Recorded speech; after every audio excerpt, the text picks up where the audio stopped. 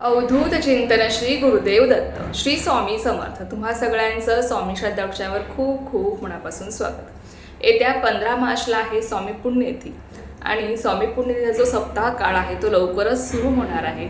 9 मार्च ते 15 मार्च असा हा सप्ताह काळ असणार आहे आणि या सप्ताह काळामध्ये आपल्या जवळपासच्या स्वामींच्या केंद्रामध्ये स्वामींच्या अनेक सेवा होतात, जसं की गुरुचरित्र पारायण, त्याचबरोबर प्रहर सेवा, याग सेवा, अखंड जप, अखंड नामस्मरण होत असतं. त्याचबरोबर स्वामीच्या सामर्थ्याचे पारायण होत असतात, दुर्गा सप्तशती पारायण होत असते. अनेक प्रकारच्या सेवा या सप्ताह काळामध्ये आपल्या जवळपासच्या स्वामींच्या केंद्रामध्ये होत असतात आणि अनेक सेवेकरी यामध्ये सहभागी सुद्धा होतात. भरभरून त्यांच्याकडनं सेवा घडते सामूहिक पद्धतीने आणि या सेवेचं फळही त्यांना तितक्याच पटीने मिळते. बघा, तर ज्यांना शक्य आहे त्यांनी नक्कीच स्वामींच्या केंद्रामध्ये जाऊन सामूहिक सेवेमध्ये सहभाग घ्यावा आणि स्वामींची सेवा करावी.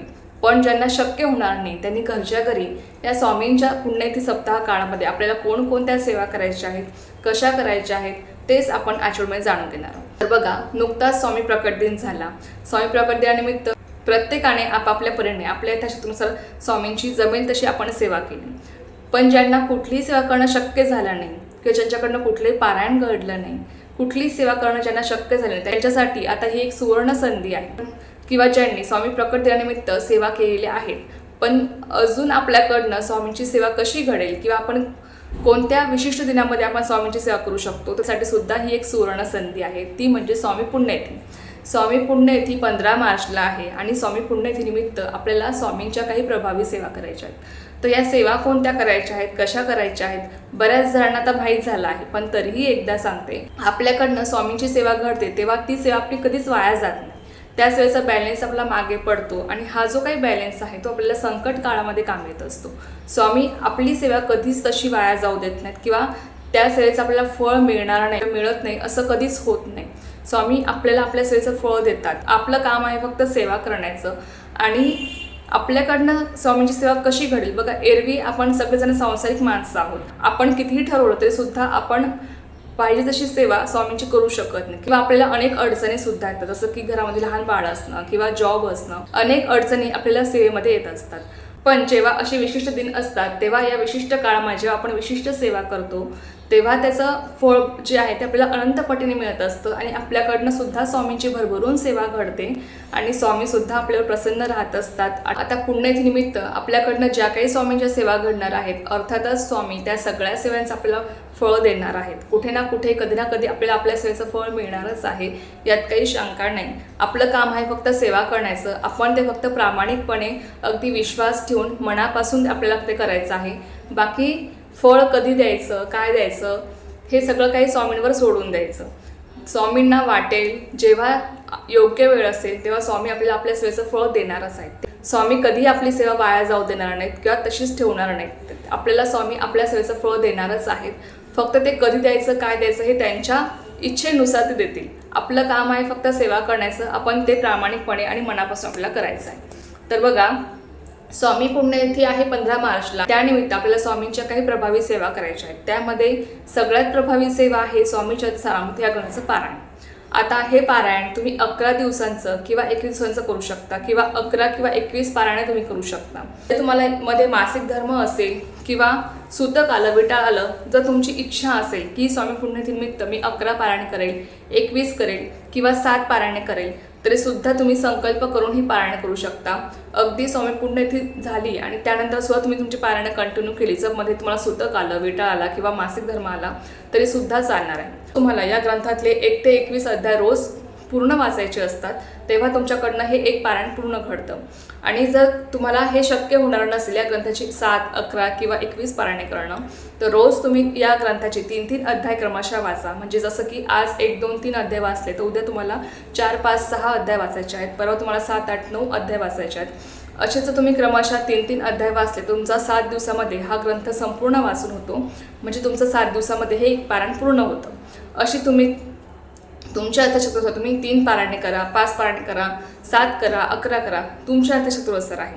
पण बघा, जेवढी तुमच्याकडनं सेवा घडणार तेवढंच मला फळही मिळणार आहे. जसं आपण स्वामींना अगदी भरभरून मागतो तशीच आपल्याकडनं सेवासुद्धा भरभरूनच झाली पाहिजे. नाही तर कधी कधी असं होतं की आपल्याला फळाची अपेक्षा खूप असते, पण त्या मानाने सेवा आपण काहीच करत नाही किंवा खूप कमी करतो. तर असं घडता कामा नये. आपण सेवा का करतो? आपल्यासाठीच करतो. स्वामींनी यातून मला काहीतरी मार्ग काढावा किंवा मला काहीतरी मार्ग दाखवावा, संकटातून मला बाहेर काढावं, माझी या अडचणीतून स्वामींनी सुटका करावी, असं आपल्याला सगळ्यांना वाटतं. माझी ही इच्छा स्वामींनी पूर्ण करावी आणि त्यासाठीच आपण सेवा करतो. आणि मग आपली जर इच्छा खूप मोठी असेल किंवा आपल्याला स्वामींकडनं खूप अपेक्षा असतील, तर तशी आपल्याकडनं सेवासुद्धा घडली पाहिजे, जेणेकरून स्वामींना सुद्धा सोपं जातं आपल्याला आपल्या सेवेचं फळ देणं किंवा आपली इच्छा पूर्ण करणं. कारण की आपल्या सेवेमुळे आपले प्रारब्ध कमी होत जातात, आपले भोग कमी होत जातात आणि म्हणून स्वामी आपल्याला आपल्या सेवेचं फळ देत असतात. जेवढी आपल्याकडनं सेवा घडेल तेवढं आपल्यासाठी ते चांगलं असणार आहे. आणि आपण सेवा का करतो? आपल्यासाठीच करतो.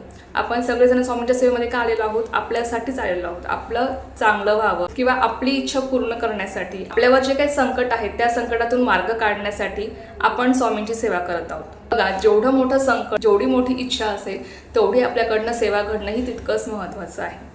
तर तुम्हाला जमेल तशी तुम्हाला हे पारायणे करायची आहे. तुम्ही कितीही करा, 7 करा, 11 करा किंवा 21 पारायणे करा. तुम्ही एका दिवसामध्ये 2-2 सुद्धा पारायणे करू शकतात. म्हणजे सकाळी तुम्ही पूर्ण हा ग्रंथ वाचू शकता किंवा संध्याकाळी सुद्धा तुम्ही हा ग्रंथ पूर्ण वाचू शकता. म्हणजे सकाळ संध्याकाळ अशी तुम्ही एका दिवसामध्ये 2-3 पारायणे सुद्धा तुम्ही या ग्रंथाची करू शकता. तुमच्याकडनं जशी जमेल, तुम्हाला जसा वेळ आहे तशी तुम्ही ही सेवा करू शकता. हा ग्रंथ संपूर्ण वाचायला आपल्याला 1 तास लागतो. आता जे नित्यसेवा करतात त्यांचा हा ग्रंथ अगदी पाऊण तासामध्ये पूर्ण वाचून होतो. तर तुम्ही पाऊण तास आपल्या सेवेसाठी काढू शकता. नक्कीच बघा, तुम्हाला जेवढे पारायणे जमतील तेवढे तुम्ही या ग्रंथाचे पारायण नक्कीच करण्याचा प्रयत्न करा. त्यानंतर दुसरी प्रभावी सेवा आहे ती म्हणजे तारक मंत्र. आता तारक मंत्र तर आपण रोज आपल्या नित्यसेवेचे पठण करत असतोच, पण तरीसुद्धा स्वामी पुण्यतिथीनिमित्त जर तुम्ही संकल्पयुक्त 11 किंवा 21 वेळेस तुम्ही तारक मंत्राची सेवा केली, संकल्प करून की स्वामी, मी माझ्या या इच्छेसाठी किंवा मी माझ्या या कामासाठी संकल्प करून तुम्ही स्वामी पुढे संकल्प सोडू शकता. तुम्ही रोज तारक मंत्राचं 11 वेळेस किंवा 21 वेळेस, 51 वेळेस किंवा 108 वेळेस तुम्ही तारक मंत्र पठण करू शकता. खूप सुंदर आणि तितकीच प्रभावी स्वामींची ही सेवा आहे. तारक मंत्रातच त्याचा अर्थ दडलेला आहे. तारणारा, आपल्याला सगळ्या संकटातून तारून नेणारा हा मंत्र आहे स्वामींचा. आणि जेव्हा आपण तारक मंत्र नुसता ऐकतो, जरी आपल्या मनावरचं जे काही ओझं आहे ते आपल्याला बऱ्यापैकी हलकं झाल्यासारखं वाटतं. खूप शक्ती आहे तारक मंत्रामध्ये. जेव्हा आपण याचं पठण करतो किंवा हा तारक मंत्र आपण ऐकतो, तेव्हा आपल्याला आपल्या सगळ्या प्रश्नांची उत्तरं स्वामी देत असतात. कुठून ना कुठून ते आपल्याला मार्ग दाखवत असतात. नक्कीच बघा, तुमच्यावर कुठलंही संकट असेल, कुठली अडचण तुम्हाला असेल किंवा तुमची जी काही इच्छा असेल त्या इच्छेसाठी तारक मंत्राचं पठण करू शकता. आता किती वेळेस करायचं? 11 वेळेस करायचं, 21 वेळेस करायचं, 51 वेळेस की 108 वेळेस, हे तुमच्या तशानुसार आहे. तारक मंत्र म्हणायला आपल्याला फक्त 2 ते 3 मिनिटं लागतात, त्याच्यापेक्षा जास्त वेळ लागत नाही. तुमच्या इच्छेनुसार तुम्ही ही सेवा करू शकता. त्यानंतर स्वामींची तिसरी प्रभावी सेवा आहे ती म्हणजे श्री स्वामी समर्थ या मंत्राचा तुम्हाला जप करायचा आहे. आता श्री स्वामी समर्थ हा स्वामींचा षडाक्षरी मंत्र आहे आणि जो कोणी भक्त हा मंत्र अहोरात्र जपतो त्याच्या साक्षात पाठीशी स्वामी असतात. त्याला प्रत्येक संकटातून ते तारून नेतात. त्याच्या पदोपदी स्वामी सोबत असतात. तर श्री स्वामी समर्थ, तुम्हाला काही जमलं नाही तर फक्त श्री स्वामी समर्थ या मंत्राचा तुम्ही जप करू शकता. ज्यांना लिहिता वाचता येत नाही, ज्यांना कुठले पारायण करणं शक्य होणार नाही, त्यांनी श्री स्वामी समर्थ या मंत्राचा जप करावा. आता हा जप किती करावा? तुम्ही 11 माळी करू शकता, 21 माळी करू शकता. जेवढा तुम्हाला वेळ असेल तुमच्या त्याच्यानुसार तुम्ही 11 माळी करा किंवा 21 माळी करा. रोज नित्यसेवेमध्ये 11 माळी आपण करत असतो, पण बघा नित्यसेवेमध्ये सुद्धा आपल्याकडनं कधी कधी 11 माळी घेणं शक्य होत नाही. आपण सांसारिक माणसं आहोत, आपल्याला बरीचशी कामं असतात. मग रोज धकाधकीच्या जीवनामध्ये सुद्धा आपल्याकडनं 11 माळी घेणं शक्य होत नाही. मग अशा वेळेस तुम्ही जाता संकल्प करून की स्वामी, मी स्वामी पुण्यतिथीनिमित्त 11 माळी श्री स्वामी समर्थ या मंत्रात जप करेल. तुमची जी काही इच्छा आहे ती तुम्हाला स्वामींना सांगायची आहे. संकल्प करून तुम्ही 11 दिवसांसाठी, 7 दिवसांसाठी तुम्ही 11 माळी श्री स्वामी समर्थ या मंत्रात तुम्ही जप करू शकता. बघा, तुमच्या यथाशक्तीनुसार आणि तुम्हाला प्रामाणिकपणे ही सेवा करायची आहे. संकल्प केल्यावर तुम्हाला संकल्प मध्येच सोडता येत नाही किंवा तो मोडता येत नाही. तुम्हाला संकल्प तो पूर्ण करावाच लागतो. तुम्ही त्या सेवेशी बांधील असता, म्हणून संकल्प करताना विचार करून करावा. आपल्याकडनं खरंच ही सेवा घडणार आहे का? आपण खरंच ही सेवा करू शकतो का? तेव्हाच संकल्प करावा. नाही तर कधी कधी असं होतं की आपण संकल्प करतो, नंतर मग काही कारणामुळे किंवा कधी कधी काही अशी बरेचसे कारणं घडतात आणि त्यामुळे आपली सेवा खंडित होते, तर असं घडता कामा नये. म्हणून संकल्प करता नेहमी स्वामींना प्रार्थना करावी की स्वामी तुम्हीच माझ्याकडनं ही सेवा पूर्ण करून घ्या. आणि खरंच तुम्हाला सांगते, जेव्हा आपण स्वामींना मनापासून प्रार्थना करतो की स्वामी तुम्ही माझ्याकडनं ही सेवा पूर्ण करून घ्या, तेव्हा स्वामीसुद्धा आपल्याकडनं ती सेवा पूर्ण करून घेत असतात. हा माझा वैयक्तिक अनुभव आहे. जेव्हा आपल्याला वाटतं की आपण ही सेवा करू शकणार नाही, किंवा बघा आपण सेवा करणारे कोण आहोत, स्वामीच आहेत जे आपल्याकडनं त्या सेवा करून घेत असतात. पण तरीही आपल्याला स्वामींना प्रार्थना करायची आहे की स्वामी माझी ही सेवा तुम्हीच माझ्याकडनं पूर्ण करून घ्या आणि माझ्या या सेवेचा तुम्ही स्वीकार करा. नक्कीच स्वामी आपल्याकडनं ती सेवा सगळी पूर्ण करून घेत असतात. आपल्याला कुठल्याही प्रकारची अडचण त्या सेवेमध्ये येत नाही. तुम्ही अनुभव घेऊन बघा. तुम्हाला स्वामींना संकल्प करताना प्रार्थना करायची आहे की स्वामी तुम्हीच माझ्याकडनं या सगळ्या सेवा करून घ्या, आणि नक्की तुम्हाला सुद्धा तेवढा वेळ मिळतो. तुमच्याकडनं स्वामी सगळ्या त्या सेवा पूर्ण करून घेत असतात. तर तुमच्या यथाशक्तीनुसार तुम्हाला सेवा करायची आहे. तुम्हाला किती माळी जप करावा हा तुमच्या यथाशक्तीनुसार आहे. आता ज्यांना बघा मासिक धर्म येणार असेल, सुतक आलं मध्ये, विटाळ आला, ज्यांना कुठली सेवा करणं शक्य झालं नाही, स्वामींची अगदी तुम्हाला कुठली सेवा करणं शक्य झालं नाही, त्यांनी फक्त जेव्हा तुम्हाला आठवेल किंवा प्रवासामध्ये, जॉबच्या ठिकाणी, घरातील कामं करताना, चालताना, फिरताना, कधीही कुठेही तुम्ही श्री स्वामी समर्थ या मंत्रास तुम्ही जप करू शकता. स्वामींनी सांगितलं आहे की जो माझा मंत्र जपेल त्याला मी आयुष्यभर जपेल. म्हणून लक्षात घ्या की तुम्हाला जरी कुठली सेवा करणं शक्य होणार नाही, जरी कुठलं पारायण करणं तुम्हाला शक्य होणार नाही, त्यांनी फक्त श्री स्वामी समर्थ या मंत्रास तुम्हाला जप करायचा आहे. हा जप तुम्ही कधीही कुठेही करू शकता. स्वामींचं नामस्मरण तुम्ही कधीही कुठे करू शकता. आणि नामस्मरण ही इतकी प्रभावी सेवा आहे आणि ही अशी सेवा आहे की ज्याला कुठलंही बंधन नाही आहे, ज्याला कुठलेही नियम नाहीत, अटी नाही आहेत. ही सेवा तुम्ही कधीही कुठेही कसंही करू शकता. मासिक धर्म असो, सुतक असो, विटाळ असो, तरीसुद्धा तुम्ही ही सेवा करू शकता. जेणेकरून स्वामी पदोपदी आपल्यासोबत असतात आणि आपल्याकडनं सुद्धा स्वामींची ती सेवा घडते. आणि ती सेवा इतकी प्रभावी आहे ना, ज्याचा विचार आपण कधीच करू शकत नाही. आपल्याला असं वाटतं की माझ्याकडनं हे पारायण घडत नाही, पण पारायणापेक्षाही महत्त्वाचं आहे ते म्हणजे नामस्मरण. ते आपल्याकडनं घडणं हे अत्यंत महत्त्वाचं आहे. नामस्मरणामुळे आपले अनेक दोष नाहीसे होतात. त्याचबरोबर स्वामीसुद्धा आपल्या पदोपदी सोबत असतात. हा अनेक सेवेकरांचा अनुभव आहे.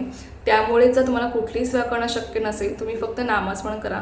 ते सुद्धा स्वामींच्या चरणापर्यंत आपलं पोहोचतं आणि स्वामीसुद्धा आपल्याला त्या सेवेचं फळ देत असतात. तर या ज्या काही सेवा आहेत त्या आपल्याला स्वामींच्या पुण्यतिथीनिमित्त करायच्या आहेत. त्याचबरोबर दत्त महाराजांना सुद्धा काही सेवा आहेत, जसं की गुरुक्षेत्र पारायण. ज्यांना हे पारायण करणं शक्य होणार त्यांनी काय सेवा कराव्या, कोणत्या सेवा कराव्यात, ही माहिती लवकरच तुमच्यासोबत मी शेअर करेल. आजच्या व्हिडिओमध्ये फक्त एवढंच होतं. तर चला, ही झालेली सेवा मी स्वयं माझ्याने रुजू करते आणि आजचा व्हिडिओ तेच थांबवते. तुम्हाला जर माहिती आवडली असेल तर व्हिडिओला लाईक, शेअर, सबस्क्राईब करायला विसरू नका. पुन्हा भेटूया अशाच एका व्हिडिओसोबत किंवा विषयासोबत. तो पण सर्वांना श्री स्वामी समर्थ. जय जय स्वामी समर्थ.